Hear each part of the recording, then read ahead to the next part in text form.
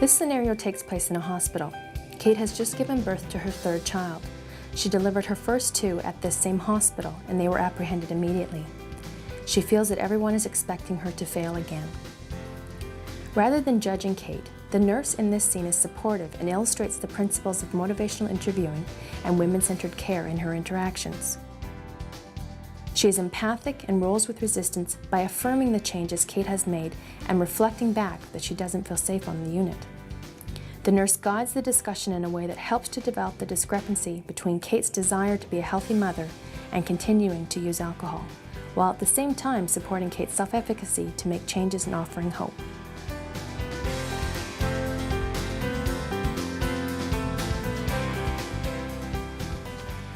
Kate, hi. It's good to see you again. How are you? Just great. Having a rough day? You could say so. Is it all right if I sit down for a bit? I don't care. Heard you had a bit of a rough time last night. Well, of course, that's what they would say. If it's not one thing, it's another. My old man came in to visit, and he'd had a few drinks, and the staff freaked out because he got a little loud. And then I couldn't sleep, and I was in a lot of pain, and asked for the medication 3 times. And when she finally brought it to me, the nurse gives me like total attitude. I just want to take my baby and get out of here. You're just not feeling safe here. They're all talking about me and just waiting for me to screw up. This time is different. You're right. I mean, you've had some troubles in the past, but this time is different. And you want to be a good mom to Jordan. They're not taking Jordan. No matter what you do, it still feels like they'll take Jordan. Yeah. I don't know what I'll do. I know that you're aware that they contacted the ministry, but that doesn't necessarily mean that they're going to place Jordan into care, okay? A lot depends on what you've done, and you've made a lot of changes. Tell me about some of those differences that are in your life right now. Well, I'm not sleeping on friends' couches anymore, and my old man and me, we got a basement apartment, and we've been there about 3 months, and we almost lost it last month, though, because he drank the rent money. But the landlord cut us a deal because I was still pregnant. And I don't know if they told you, but I was on the Healthiest Babies program for most of my pregnancy, and it was pretty great. I got free food sometimes and maternity clothes. And I cut down on my drinking. Good. And I stopped using cocaine. Wow, those are some big changes. Sounds like you worked really hard to stay healthy. Now what's important is what you can do to stay healthy. Have you thought about things that you can do? How do you plan to do that? Well, I don't know. I'll just keep doing what I'm doing. I'm gonna have to figure something out, though, for the groceries, since I can't be on that program forever. Well, the food is really important. If you're interested, I can connect you with some people that can help you with that. That'd be good. Okay.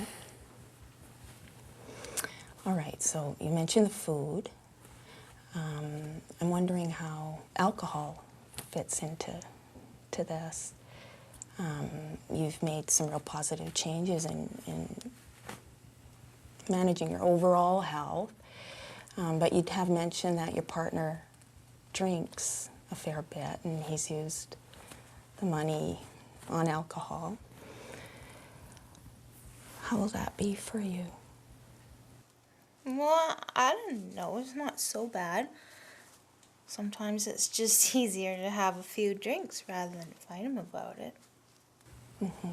Yeah, I can see how that would be. How does that fit, though, with your desire to be a healthy mom for Jordan? Well, I don't know. I grew up around it and didn't kill me. So it's okay? Well, no. It wasn't okay. I just want things to be different, and I don't know how I can do it on my own. Kate, you're definitely a survivor. But one thing I've learned is that even the strongest women need a little bit of help to get through the rough patches, just until they get on their feet. And if you'd like, I can connect you with some resources to help just during that initial phase. Sometimes a little bit of support can make all the difference. I don't have to sign up or anything, do I? No. In fact, you know, I have some material. We could just look at it and you can think about it and we can take it from there. Okay.